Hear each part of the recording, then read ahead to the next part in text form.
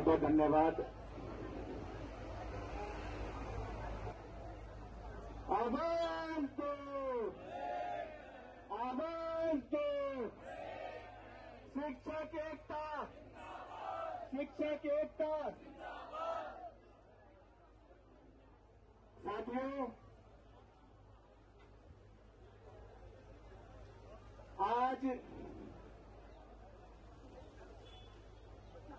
अपने शिक्षक साथियों के बीच आकर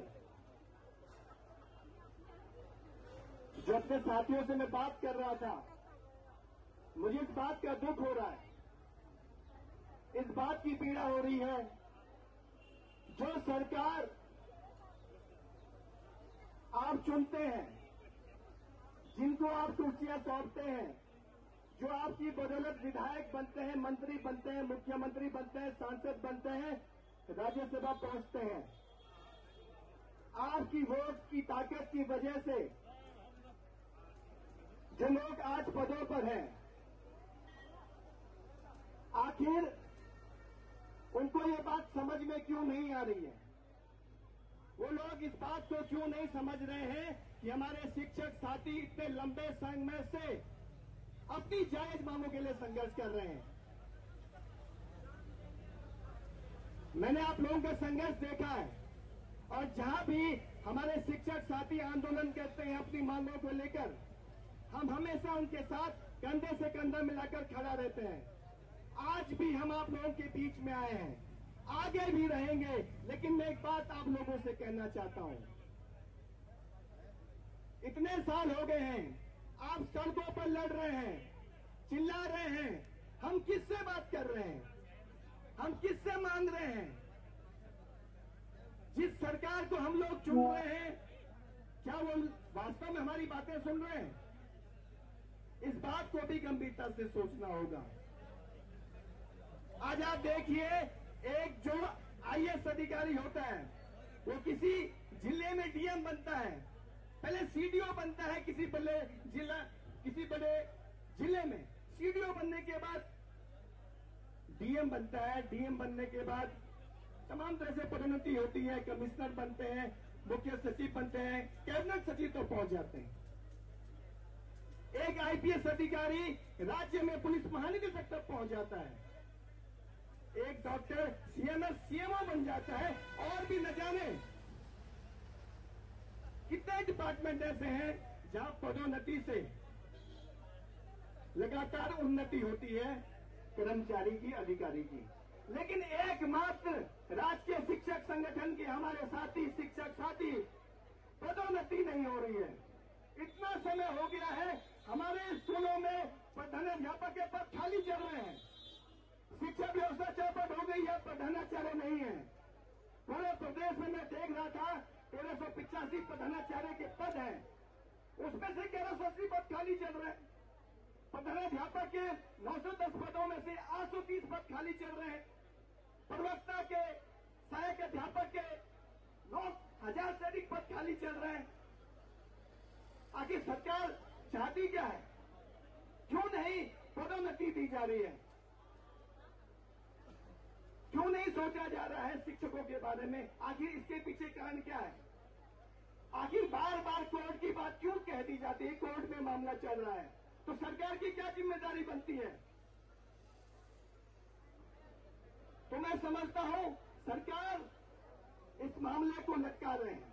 हमने तो कई बार शिक्षा मंत्री को कहा है, कई बार सवाल पूछा है कि आप इस मामले को देखिए।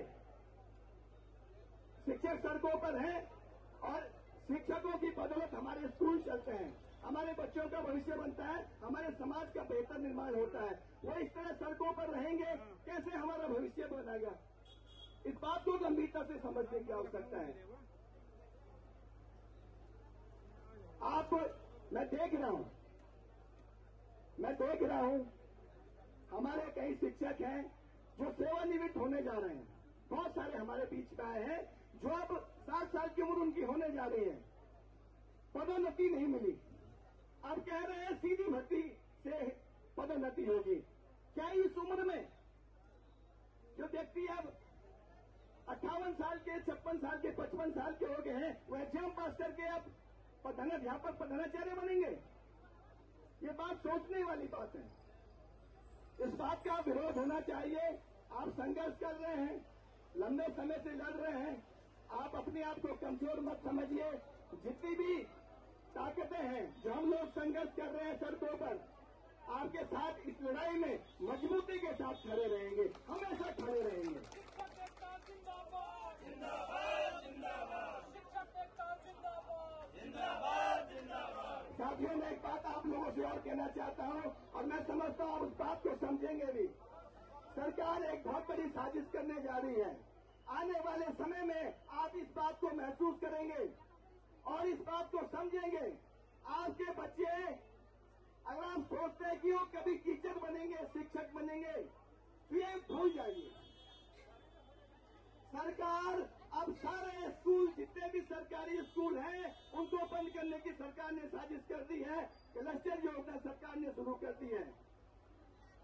जहां छात्रों की संख्या थोड़ी सी कम है, वहां 15-20 स्कूलों को बंद किया जाएगा। स्कूल बंद होंगे, शिक्षकों की भर्ती नहीं होगी, शिक्षकों के पद नहीं निकलेंगे, और सारे स्कूल जो खुलेंगे वो प्राइवेट हाथों में होंगे, उनका निजीकरण होगा। इससे सरकारी नौकरियां खत्म हो जाएंगी।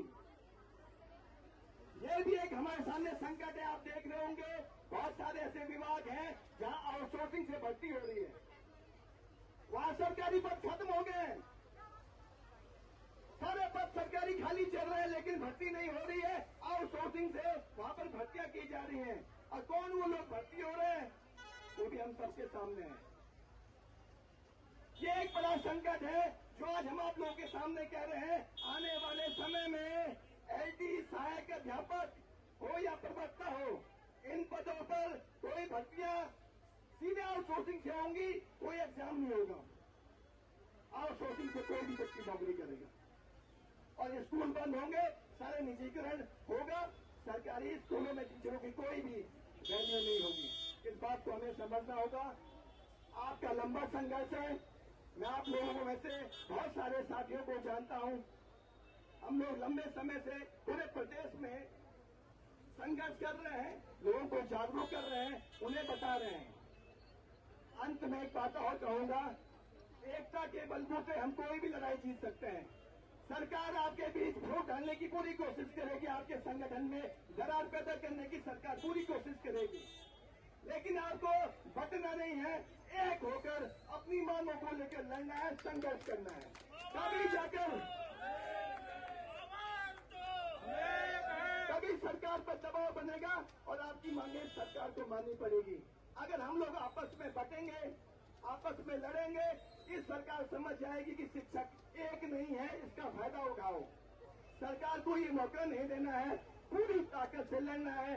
आपकी ये सारी मांगे जायज हैं, इसका हम समर्थन करते हैं, और आपकी इस लड़ाई में हमेशा आपके साथ कंधे से कंधा मिला के हम लोग खड़े रहेंगे। बहुत बहुत धन्यवाद।